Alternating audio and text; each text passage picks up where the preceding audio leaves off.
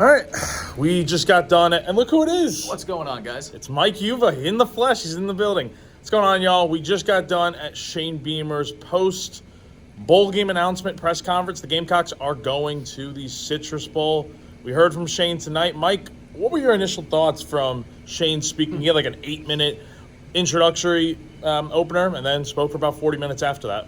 Well, I think let's call a spade a spade. They're frustrated that they're not in the college football playoff. Having said that, they have an opportunity to do something that's only been done 4 times in program history, and that's win 10 or more games in a season. South Carolina goes out there and wins this game, and I get it. Over the last couple of years with the 4-team playoff and now 12-team playoff, there's probably some people that look at bowl season a little bit differently in comparison to the past, but it's still a tremendous opportunity for this group, especially with so many seniors, and to reward this team for what they've been able to do. And I think with Gamecock fans and what they've shown, Jack, and it's not going to surprise anyone, and it's one of the main reasons why, outside of the fact that they are one of the hottest, if not the hottest team in all of college football, why the Citrus Bowl chose them over Alabama and Ole Miss is because Gamecock fans, they show out. They've already sold all their allotted tickets. That's right. And Ray Tanner has had to actually call the Citrus Bowl and say, hey, we need more for Gamecock fans. That's only been a couple hours. Exactly. I mean, right now, Dude. What is it? It's not even 8 o'clock right now as we take this video. But that's important to put out that great team playing well, but Gamecock fans show out, and that's one of the main reasons on top of it why the Citrus Bowl chose the Gamecocks. Yeah, it's massive that this, I mean, look, 2 years ago out in Jacksonville, it was packed. Look, it was Williams-Brice South. I expect the same for Orlando here, even though it's a little bit of a further trip.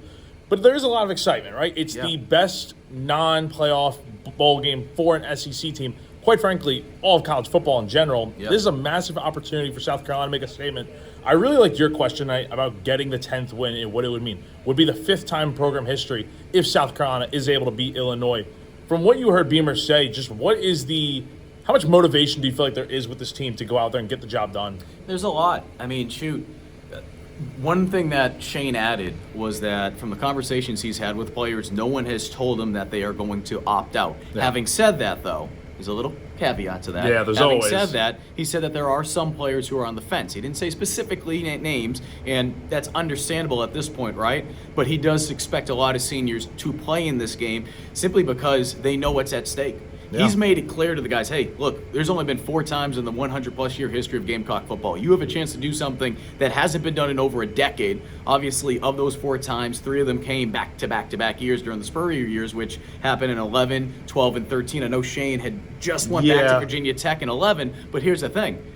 Shane Beamer played a vital role in building those rosters. So even though he wasn't here, the foundation was already set. His fingerprints were on it, and he understands how valuable it can be for a program to get a 10th win. So look, again, I understand some people look at the college football bowl season a little bit differently. You got the playoff. I get that. And I'm not saying you shouldn't be frustrated. Clearly, Shane is still frustrated. But having said that, to be able to win 10 wins and what this can continue to do for a trajectory standpoint, this would be massive. And it's a great way, too, for the seniors to go out. Now, let's talk about the elephant in the room. Dowell Loggins, hired as the head coach out at App State.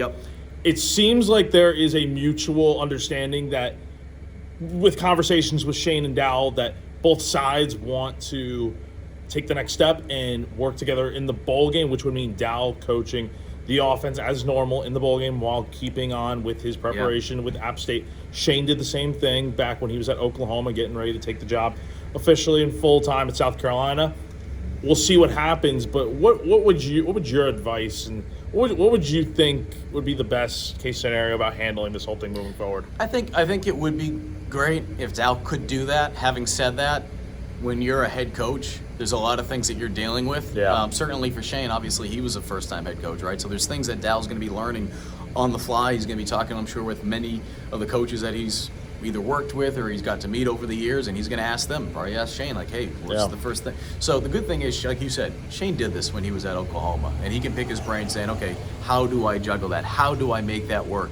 And I think more than anything, too, is whether or not Dowell Loggins does coach in this bowl game or not, I think you really have to give a serious look at Mike Shula. Now, whether or not South Carolina goes in that direction, I think the fact is, and I reported this last night on Gamecock Central, I put it also on my social media as well, the players love him. I mean, I talked to more than a dozen players last night, and they absolutely love Shula and what he brings to the table. Yeah, most definitely. And I'm glad you brought that up because Shane was asked pretty much directly about it if they would consider hiring in-house, and he said yes, absolutely. Like, all things are on the table, and look, here's the main thing. They got to kind of hurry this up a little bit, I think, because, number one, portal opens tomorrow officially, so you got that going on. But at the same time, Shane wants to get this thing right. So if you have a crystal ball and you can kind of see into the future, what direction do you feel like is the best for this program? Is it the Mike Shula route? Is it maybe like a Sean Elliott? Is it someone on the outside? I think, honestly, for me,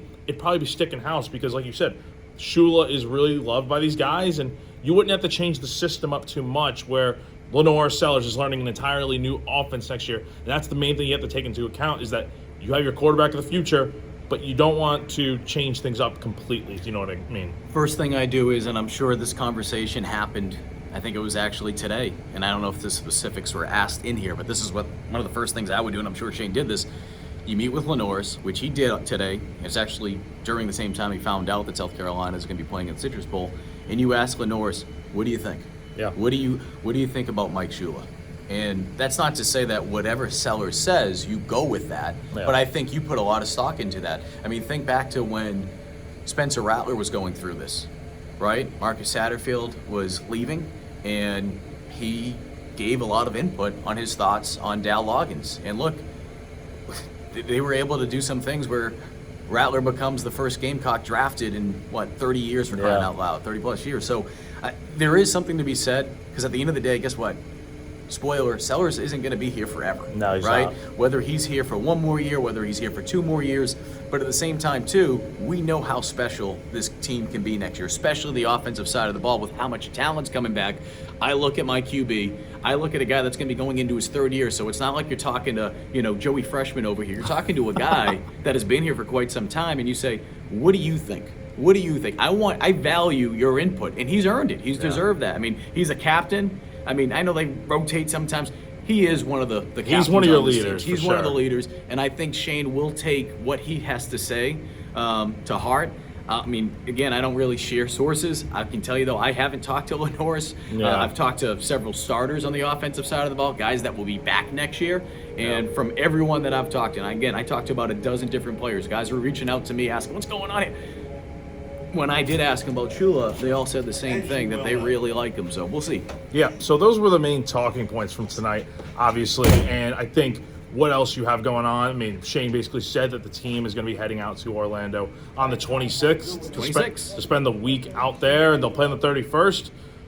What else kind of stood out from tonight's press conference? Because obviously the main talking point was the bowl game, and then obviously the offensive coordinator situation. Well, and you mentioned it. You want to try to figure this out quickly, and I understand that.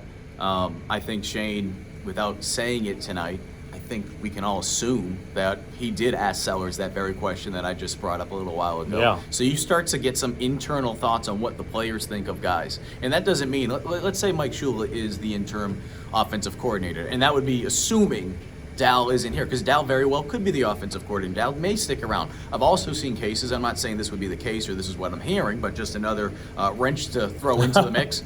There's also the possibility that Dal sticks around, but he doesn't have those OC duties, or he's co-offensive coordinator, and they let someone like Shula. So there's a bunch of other factors, too, that we can look into it.